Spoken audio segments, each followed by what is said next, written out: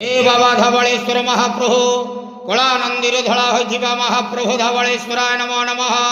दीपम यदि परम ब्रह्म दीपम यदि जनार्दन दीप हरत मे पापो पूजा दीप नमस्तुते। बाबा धवलेश्वर महाप्रभु संसार सुखी रखंतु। आज महाशिवरात्रि जागर उपवास शुभ बुधवार रे समस्त श्रद्धालु भक्त मान को आशीर्वाद करंतु, मनस्कामना पूर्ण करंतु, कर्म क्षेत्रोन्नति करंतु, ग्रहरिष्टमान खंडन करंतु, जगतर मंगल करंतु, विश्वर कल्याण करंतु।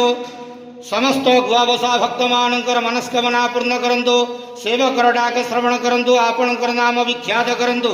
समस्त जागर उपवास व्रतधारी मानकर मनस्कामना पूर्ण करंतु। हे बाबा धवलेश्वराय नमो नमः।